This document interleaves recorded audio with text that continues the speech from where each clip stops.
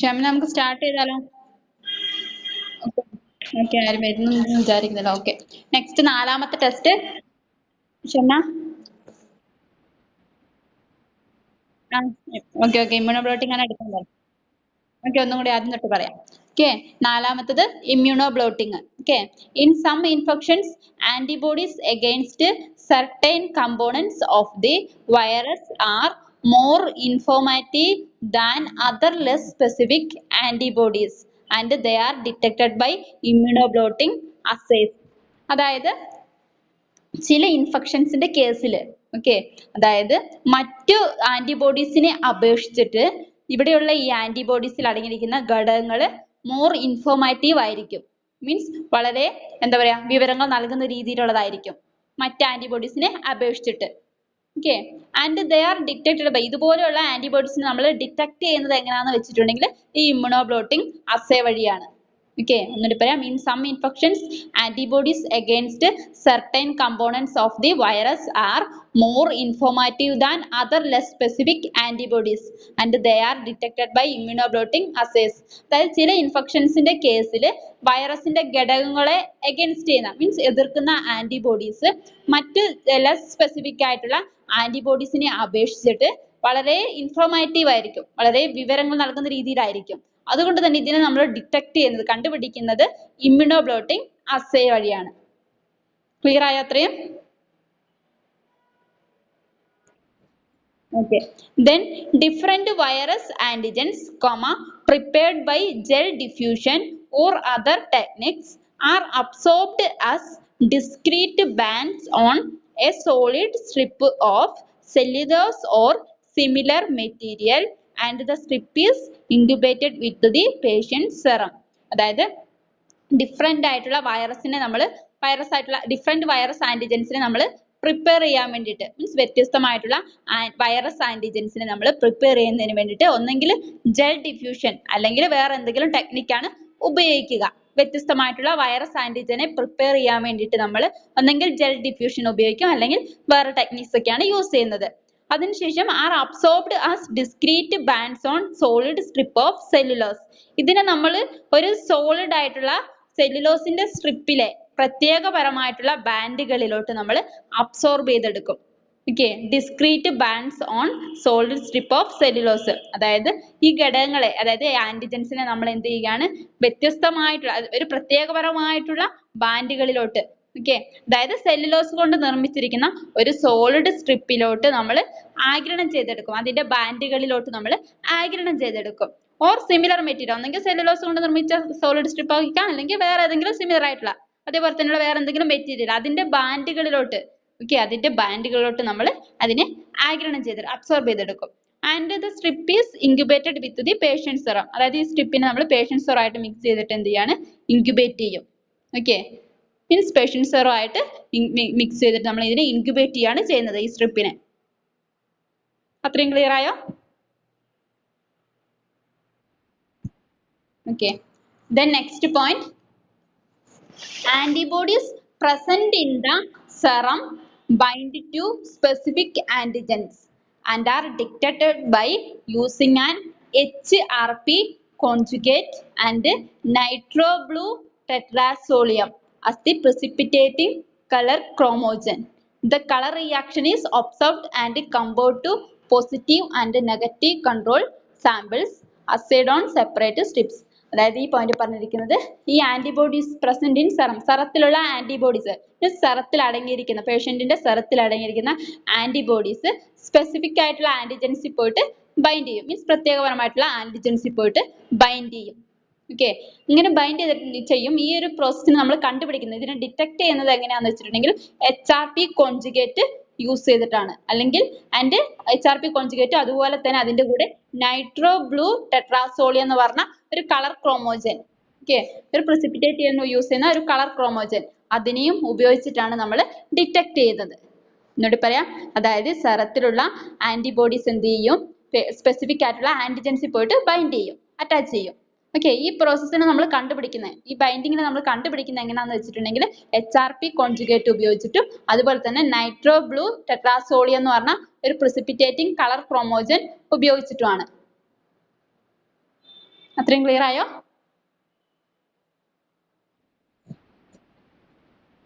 അതുപോലെ തന്നെ nitro blue ടെട്രാസോളിയം, അതായത് ഒരു കളർ ക്രോമോജൻ ആണ്. ഓക്കെ, നൈട്രോ ബ്ലൂ ടെട്രാസോളിയം അതൊരു പ്രിസിപ്പിറ്റേറ്റിംഗ് കളർ ക്രോമോജൻ, അതായത് പ്രിസിപ്പിറ്റേറ്റ് ചെയ്യാൻ യൂസ് ചെയ്യുന്ന രീതിയിലുള്ള ഒരു കളർ ക്രോമോജൻ ആണ്.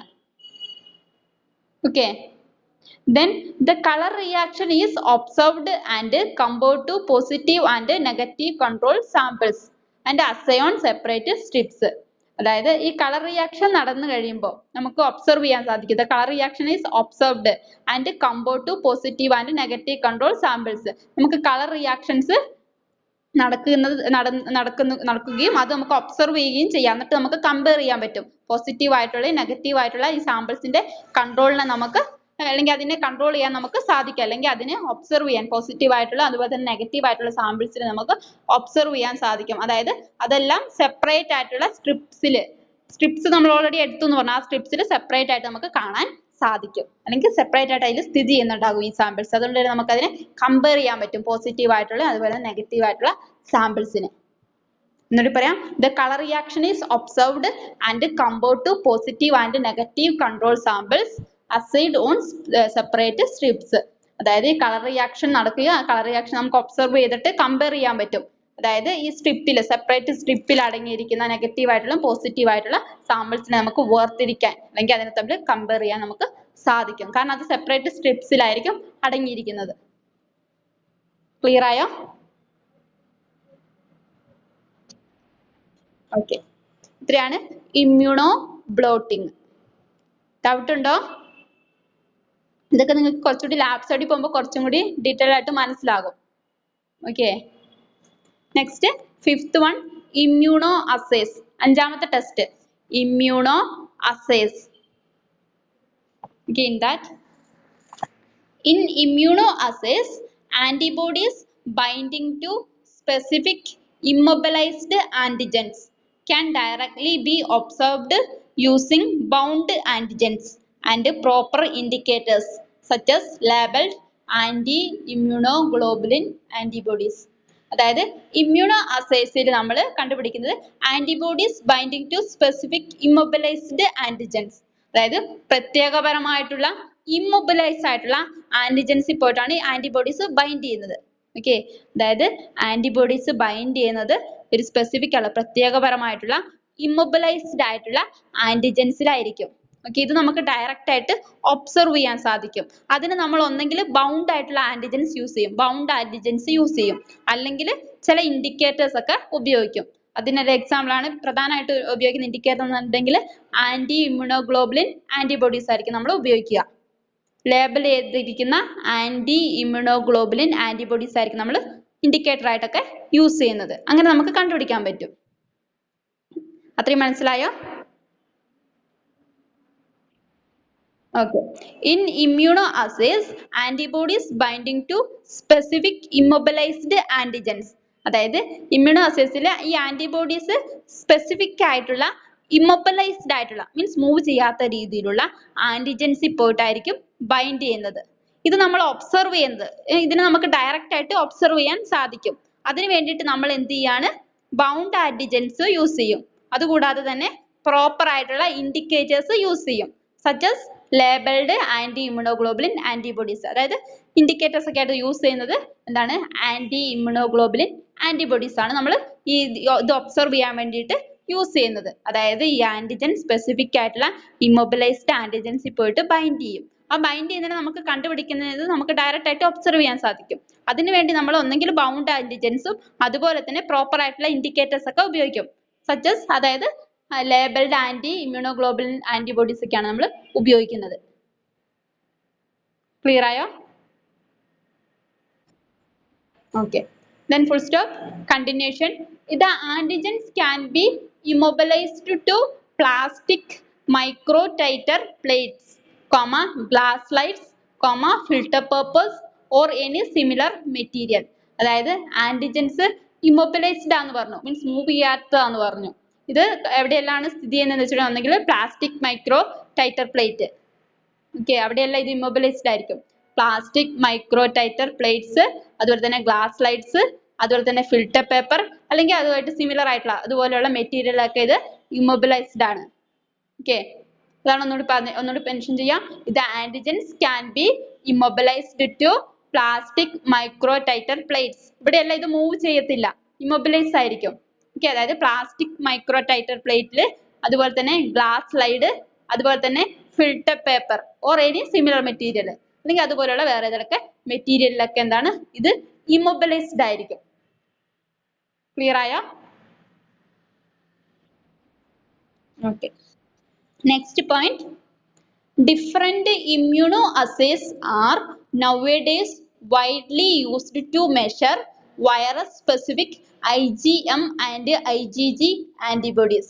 അതായത് ഇപ്പോൾ എന്താ പറയുക, ഈ ഒരു കാലഘട്ടത്തിൽ ഒരുപാട് വ്യത്യസ്തമായിട്ടുള്ള ഇമ്മ്യൂണോ അസേസ് നമ്മൾ യൂസ് ചെയ്യുന്നുണ്ട്.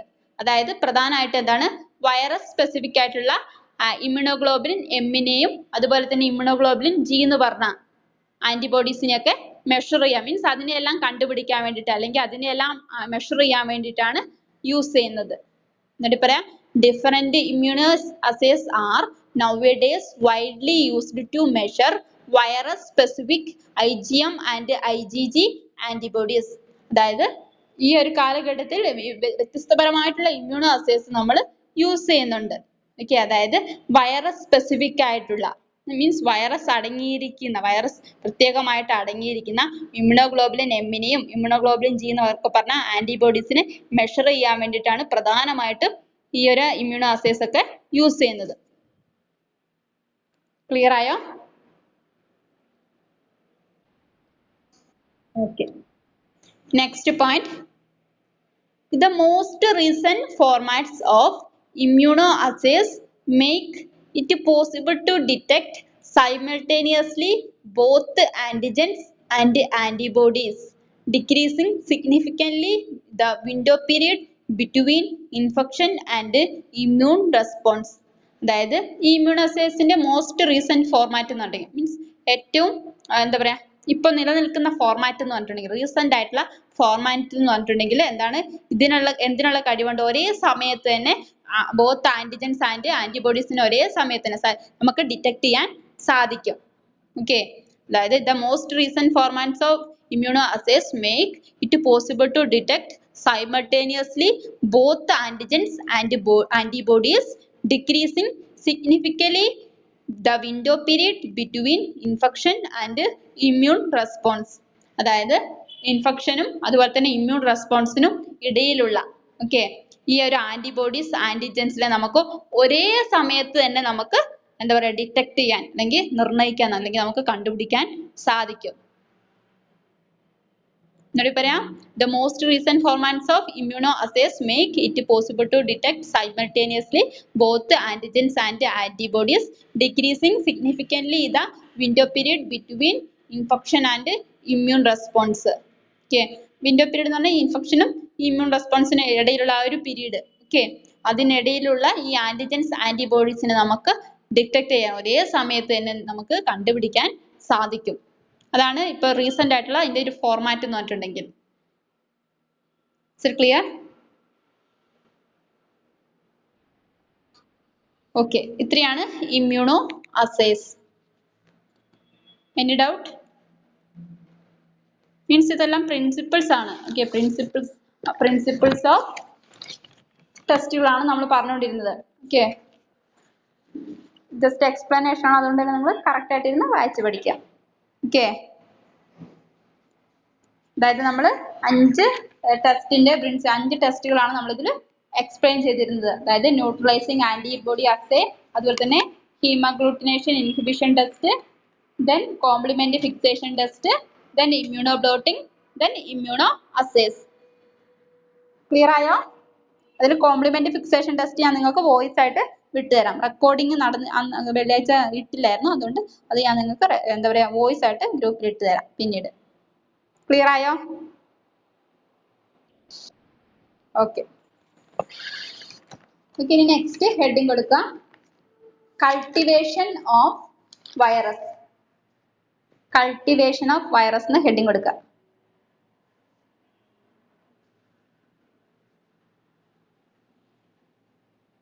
Okay, in that viruses cannot grow in artificial media, full stop. They cannot grow in non-living culture or an agar plate alone, comma, they must require living cells to support their replication. അതായത് viruses ഒരു artificial മീഡിയയിൽ വളരത്തില്ല. Okay, they cannot grow in non-living culture or an agar plate alone. അതായത് ഇത് non living ആയിട്ടുള്ള ഒരു കൾച്ചറിൽ വളരത്തില്ല. Okay, അല്ലെങ്കിൽ അഗർ പ്ലേറ്റിൽ ഇത് ഒറ്റയ്ക്ക് വളരത്തില്ല. സോ എന്താണ്, ഇതിന് ഒരു ലീവിങ് സെല്ല്, ഒരു ജീവനുള്ള കോശത്തിന്റെ സപ്പോർട്ട് ആവശ്യമാണ് ഇതിന്റെ റെപ്ലിക്കേഷന്, മീൻസ് ഇതിന്റെ ഡിവിഷന്, മീൻസ് ഇതിന് വിഭജിക്കാൻ വേണ്ടിയിട്ട് അല്ലെങ്കിൽ റെപ്ലിക്കേഷന് വേണ്ടിയിട്ട് ഒരു ജീവനുള്ള കോശം ആവശ്യമാണ്. ഇതൊരിക്കലും ഒരു ആർട്ടിഫിഷ്യൽ മീഡിയയിൽ വളരത്തില്ല, അല്ലെങ്കിൽ നോൺ ലിവിങ് കൾച്ചറിൽ വളരത്തില്ല, അല്ലെങ്കിൽ ഒരു ഒറ്റയ്ക്ക് ഒരു അഗർ പ്ലേറ്റിൽ ഇത് വളരത്തില്ല. കാരണം ഇതിനെന്താണ്, ഒരു ലീവിങ് ആയിട്ടുള്ള കോശം ആവശ്യമാണ് അതിന്റെ റെപ്ലിക്കേഷന്. Is it clear? Okay. Then അടുത്ത സബ് ഹെഡിങ് കൊടുക്കുക, main purpose of virus cultivation. Main purpose of virus cultivation, അതായത് വൈറസ് കൾച്ചറിന്റെ പ്രധാനപ്പെട്ട പർപ്പസ് എന്തൊക്കെയാണെന്നാണ് ഇവിടെ പറയുന്നത്. Okay, in that first point, to isolate and identify virus in clinical samples. അതായത് clinical സാമ്പിൾസിലുള്ള, മീൻസ് ലാബ് സൈഡിൽ ഉപയോഗിക്കുന്ന സാമ്പിൾസിലുള്ള വൈറസിനെ കണ്ടുപിടിക്കാനും അതുപോലെ തന്നെ അതിനെ വേർതിരിക്കാനും സഹായിക്കും. അതാണ് ഒന്നാമത്തെ പർപ്പസ്. ഒന്നാമത്തെ ലക്ഷ്യം എന്ന് പറഞ്ഞിട്ടുണ്ടെങ്കിൽ ക്ലിനിക്കൽ സാമ്പിൾസിലുള്ള വൈറസിനെ ഐഡന്റിഫൈ ചെയ്യുകയും അതുപോലെ തന്നെ അതിനെ ഐസൊലേറ്റ് ചെയ്യുകയും, മീൻസ് കണ്ടുപിടിക്കുകയും അതിനെ വേർതിരിക്കുകയും ചെയ്യുക എന്നുള്ളതാണ് ഒന്നാമത്തെ പർപ്പസ്. ദെൻ രണ്ടാമത്തെ purpose, to prepare viruses for vaccine production. രണ്ടാമത്തെ പർപ്പസ് എന്ന് പറഞ്ഞിട്ടുണ്ടെങ്കിൽ ഈ വൈറസിനെ നമ്മൾ വാക്സിൻ പ്രൊഡക്ഷന് വേണ്ടി പ്രിപ്പയർ ചെയ്യുകയാണ്. വാക്സിൻ പ്രൊഡക്ഷന് വേണ്ടിയിട്ട് നമ്മൾ വൈറസിനെ പ്രിപ്പയർ ചെയ്യുക എന്നുള്ളതാണ് രണ്ടാമത്തെ ഫംഗ്ഷൻ അല്ലെങ്കിൽ രണ്ടാമത്തെ പർപ്പസ്. ദെൻ മൂന്നാമത്തെ purpose, to do research on viral structure, replication, genetics and effects on host cells. അതായത് മൂന്നാമത്തെ പോയിന്റ് എന്ന് പറഞ്ഞാൽ റിസർച്ച് നടത്താൻ വേണ്ടിയിട്ട്, അതായത് വൈറസിന്റെ സ്ട്രക്ചറിൽ റിസർച്ച് അല്ലെങ്കിൽ വൈറസിന്റെ റെപ്ലിക്കേഷനെ കുറിച്ച് റിസർച്ച് നടത്താൻ, അല്ലെങ്കിൽ അതിന്റെ ജെനറ്റിക്സിനെ കുറിച്ച് റിസർച്ച് നടത്താൻ, അല്ലെങ്കിൽ ഹോസ്റ്റ് സെല്ലിൽ അതുണ്ടാക്കുന്ന ഇഫക്ട്സിനെ കുറിച്ചൊക്കെ മനസ്സിലാക്കാനൊക്കെ നമ്മൾ റിസർച്ച് നടത്തുക എന്നുള്ളതാണ് മൂന്നാമത്തെ പർപ്പസ്. ഒന്നുകൂടി പറയാം, main purpose of virus cultivation, in that first point, to isolate and identify virus in clinical samples. അതായത് ക്ലിനിക്കൽ സാമ്പിൾസിലുള്ള വൈറസിനെ ഐഡന്റിഫൈ ചെയ്യുക, കണ്ടുപിടിക്കുകയും അതുപോലെ തന്നെ അതിനെ വേർതിരിക്കുകയും ചെയ്യുക എന്നുള്ളതാണ് ഒന്നാമത്തെ പർപ്പസ്. ദെൻ രണ്ടാമത്തെ പർപ്പസ് എന്ന് പറഞ്ഞാൽ to prepare virus for vaccine production. അതായത് വാക്സിൻ പ്രൊഡക്ഷൻ ആവശ്യമായിട്ടുള്ള വൈറസിനെ നമ്മൾ പ്രിപ്പയർ ചെയ്യുക എന്നുള്ളതാണ് രണ്ടാമത്തെ ഫംഗ്ഷൻ. ദെൻ മൂന്നാമത്തെ പർപ്പസ് എന്ന് പറഞ്ഞാൽ to do research on viral structure, replication, genetics and effects on host cells. അതായത് റിസർച്ച് നടത്തുക എന്നുള്ളതാണ്. അതായത് വൈറസ് സ്ട്രക്ചറിനെ കുറിച്ച് റിസർച്ച് നടത്തുക, അതുപോലെ തന്നെ അതിന്റെ റെപ്ലിക്കേഷൻ, മീൻസ് അതിന്റെ വിഭജനത്തെ കുറിച്ച് റിസർച്ച് നടത്തുക, അല്ലെങ്കിൽ ജെനറ്റിക്സിനെ കുറിച്ച്, ജനിതകപരമായിട്ടുള്ള മാറ്റങ്ങളെ കുറിച്ച്, അല്ലെങ്കിൽ ഹോസ്റ്റ് സെൽസിൽ ഉണ്ടാക്കുന്ന അതിന്റെ ഇഫക്ട്സിനെ കുറിച്ചൊക്കെ റിസർച്ച് നടത്തുക എന്നുള്ളതാണ് മൂന്നാമത്തെ purpose. 3 purpose. Clear? Okay. Next subheading, methods for cultivation of virus. Methods for cultivation of virus നോടുക്കാം.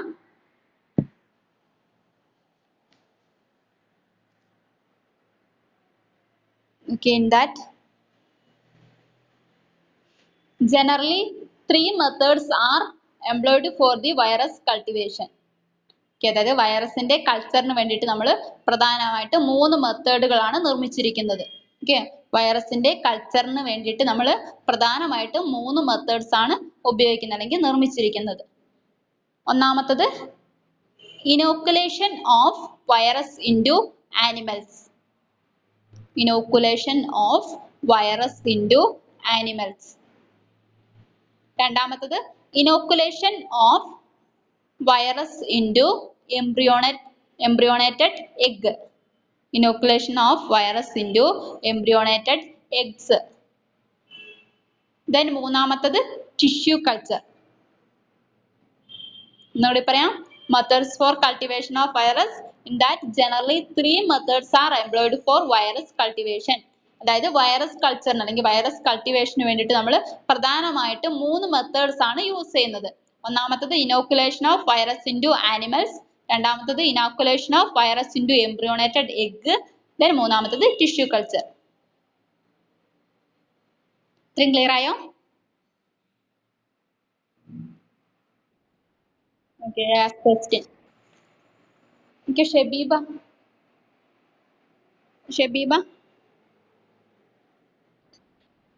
എന്താണ് കൾട്ടിവേഷൻ ഓഫ് വൈറസ് എന്ന് പറഞ്ഞാൽ?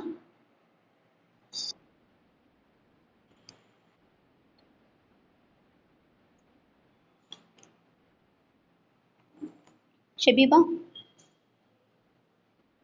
പറഞ്ഞോ.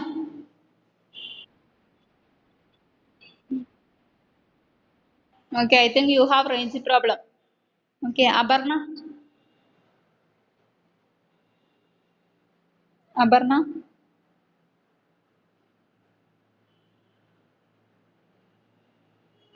റഹ്മത്ത്.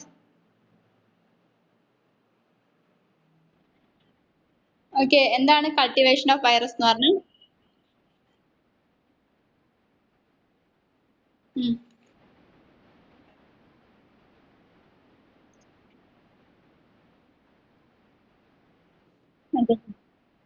Okay, Sahala.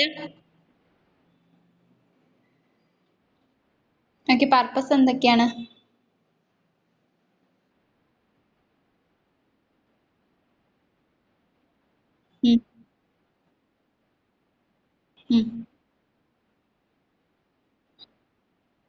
Okay, good.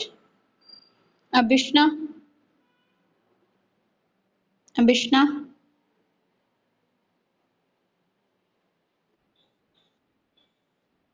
Abhishna methods എന്തൊക്കെയാണ്? Methods for cultivation of virus.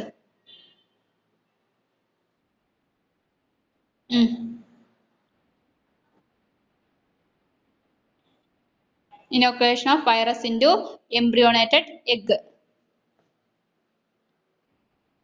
Okay. Mute ചെയ്തോ.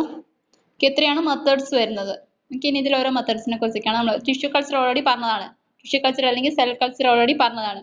ഒരു കാര്യം ചെയ്യാം, നിങ്ങൾ സെൽ കൾച്ചറിന് ഓൾറെഡി എഴുതിയില്ല, അതിന്റെ മുന്നിലായിട്ട് ആനിമൽ സെൽ കൾച്ചർ ആനിമൽ എന്നും കൂടി ചേർക്കുക.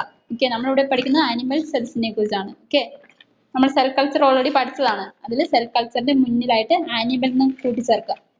ക്ലിയർ ആയോ? ആനിമൽ സെൽ കൾച്ചറിന് കൊടുക്കുക. സെൽ കൾച്ചർ എന്നാണ് ഹെഡിങ് കൊടുത്തത്, അവിടെ നമ്മൾ ആനിമൽ സെൽ കൾച്ചറിന് ഹെഡിങ് കൊടുക്കുക. ക്ലിയർ ആയോ? Is it clear? Okay. ഇനി നെക്സ്റ്റ് നമ്മൾ ഇനോക്കുലേഷൻ ഓഫ് വൈറസ് ഇൻടു അടുത്ത സബ് ഹെഡിങ് കൊടുക്കുക. Inoculation of virus into embryonated egg. Heading കൊടുക്കുക. Inoculation of virus into embryonated egg. Okay, in that first point, good pasture in 1931 first used embryonated hen's egg for the cultivation of virus. അതായത് ഈ ഒരു method ആദ്യമായിട്ട് use ചെയ്തത് good Pasteur എന്ന് പറഞ്ഞ scientist ആണ്. 1931 good Pasteur എന്ന് പറഞ്ഞ ഒരു സയന്റിസ്റ്റ് ആണ് ഈ എംബ്രിയോണേറ്റഡ് എഗ്ഗിലുള്ള ഇനോക്കുലേഷൻ ഓഫ് വൈറസ് കണ്ടുപിടിച്ചത്. അതായത് ഹെൻസിന്റെ എഗ്ഗിലാണ് എന്താ പറയാ ഈ ഒരു പ്രോസസ്സ് കണ്ടുപിടിച്ചത്. ഹെൻസ് അതായത് കോഴികളുടെ എഗ്ഗിലാണ് ഇത് ആദ്യമായിട്ട് ഈ പരീക്ഷണം നടത്തിയത്. ഓക്കെ, അതായത് വൈറസിന്റെ കൾട്ടിവേഷൻ ആദ്യമായിട്ട് ഈ കോഴികളുടെ എഗ്ഗിലാണ് നടത്തിയത്. ഓക്കെ, എന്നിട്ട് പറയാം Goodpasture in 1931 first used embryonated hen's egg for the cultivation of virus. അതായത് 1931 ഗുഡ് പാസ്ചർ എന്ന് പറഞ്ഞ സയന്റിസ്റ്റ് ആണ് ഈ ഒരു മെത്തേഡ് ആദ്യമായിട്ട് യൂസ് ചെയ്തത്. അതായത് ഹെൻസ് എഗ് ആണ് വൈറസിന്റെ കൾച്ചറിന് വേണ്ടിയിട്ട് ഉപയോഗിച്ചത്. എംബ്രിയോണേറ്റഡ് ആയിട്ടുള്ള മീൻസ് ഭ്രൂണാവസ്ഥയിലുള്ള ഹെൻസിന്റെ എഗ് ആണ് ഈ വൈറസിന്റെ കൾട്ടിവേഷന് വേണ്ടിയിട്ട് ഉപയോഗിച്ചത്. അതായത് 1931 ആദ്യമായിട്ട് യൂസ് ചെയ്തത് ഗുഡ് പാസ്ചർ എന്ന് പറഞ്ഞ സയന്റിസ്റ്റ് ആണ്. ക്ലിയർ ആയോ? അത്രയും Okay. Next point. The process of cultivation of virus in embryonated eggs depends on the type of egg which is used. അതായത് ഈ ഒരു കൾട്ടിവേഷൻ, അതായത് എംബ്രിയോണേറ്റഡ് എഗ്ഗിലുള്ള വൈറസിന്റെ കൾട്ടിവേഷൻ നടത്തുന്ന ആ ഒരു പ്രക്രിയ നമ്മൾ ഏത് എഗ്ഗാണോ യൂസ് ചെയ്യുന്നത് അതിനെ ആശ്രയിച്ചിട്ടിരിക്കും. ഓക്കെ, അതായത് എംബ്രിയോണേറ്റഡ് എഗ്ഗില് നടത്തുന്ന വൈറസിന്റെ കൾട്ടിവേഷന്റെ ആ ഒരു പ്രോസസ്സ്, ആ ഒരു പ്രക്രിയ നമ്മൾ യൂസ് ചെയ്യുന്ന എഗ്ഗിനെ ആശ്രയിച്ചിരിക്കും. അതാണ് അടുത്ത പോയിന്റ് പറഞ്ഞിരിക്കുന്നത്. The process of cultivation of virus in embryonated eggs depends on the type of egg which is used. Clear ആയോ?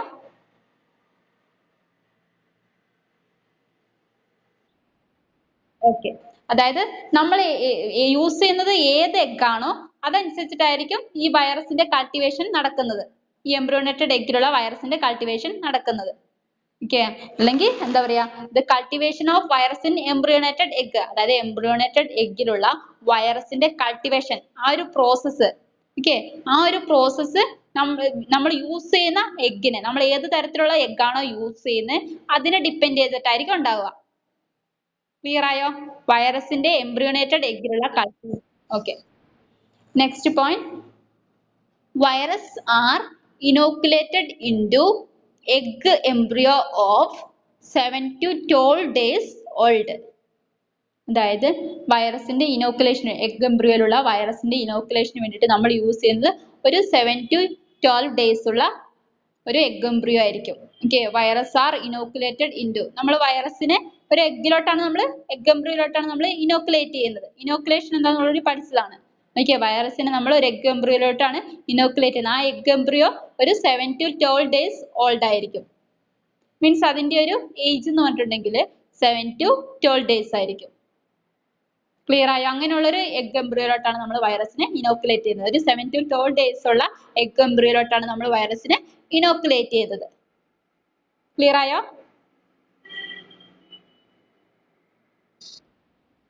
Okay, next point. For inoculation, eggs are first prepared for cultivation. The egg cells is disinfected with iodine and penetrated with a small sterile drill. അതായത് ഇനോക്കുലേഷന് വേണ്ടിയിട്ട് നമ്മൾ എന്ത് ചെയ്യണം, എഗ്ഗിനെ നമ്മൾ കൾട്ടിവേഷന് വേണ്ടിയിട്ട് ആദ്യം prepare ചെയ്യാണ് ചെയ്യേണ്ടത്. ഓക്കെ, അതിന് വേണ്ടിയിട്ട് നമ്മൾ എന്ത് ചെയ്യും, എഗ്ഗിനെ നമ്മൾ ഡിസിൻഫെക്റ്റന്റ് ചെയ്യും, മീൻസ് അണുവിമുക്തമാക്കും. അതിന് നമ്മൾ യൂസ് ചെയ്യുന്നത് അയോഡിൻ ആണ്. ഓക്കെ, ഈ അയോഡിൻ നമ്മൾ എങ്ങനെ യൂസ് ചെയ്യുന്നത് വെച്ചിട്ടുണ്ടെങ്കിൽ ഈ എഗ്ഗിൽ നമ്മൾ എന്താ പറയാ പെനിട്രേറ്റ് ചെയ്തിട്ടാണ്, ഒരു സ്റ്റെറൈൽ ആയിട്ടുള്ള ഡ്രില്ല്, മീൻസ് ചെറിയ രീതിയിലുള്ള ഒരു സൂചി. ഓക്കെ, ആ ഒരു ഡ്രില്ല് ഉപയോഗിച്ചിട്ടാണ് നമ്മൾ ഈ എഗ്ഗിൽ പെനിട്രേറ്റ് ചെയ്യും. മീൻസ് എഗ്ഗിൽ ഒരു തുളയിടും, അല്ലെങ്കിൽ അതിൽ നുഴഞ്ഞു കയറുക എന്നുള്ള അർത്ഥം, മീൻസ് തുളച്ച് കയറ്റുക എന്നുള്ള അർത്ഥം. ഓക്കെ, അങ്ങനെയാണ് നമ്മൾ അതിലോട്ട് അയഡിനെ നമ്മൾ ആഡ് ചെയ്യുക, എന്നിട്ടാണ് നമ്മൾ അണുവിമുക്തമാക്കുന്നത്. ഒന്നുകൂടി പറയാം.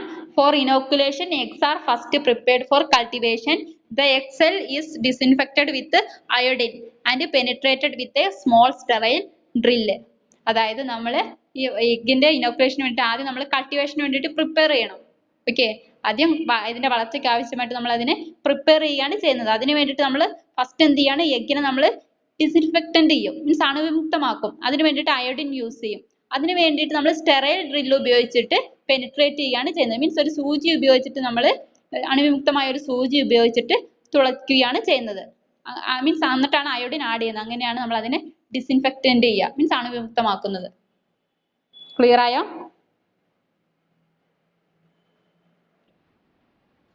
ഒന്നുകൂടി പറയണം സാർ. ഓക്കെ, ഒന്നുകൂടി പറയാം.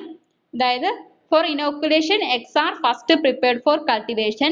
The egg cell is disinfected with iodine and penetrated with a small sterile drill.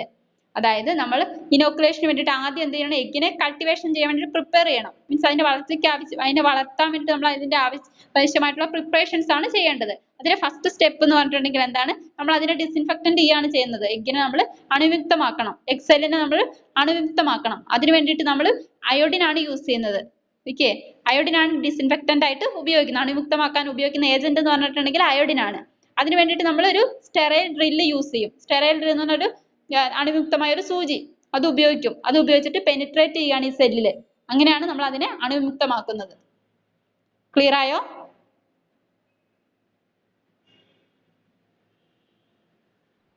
Okay okay, time ആയിട്ടുണ്ട്. ബാക്കി ക്ലാസ് നാളെ കണ്ടിന്യൂ ചെയ്യാം. നാളെ വരുമ്പോൾ പഠിച്ചിട്ട് വരാം. Okay, thank you.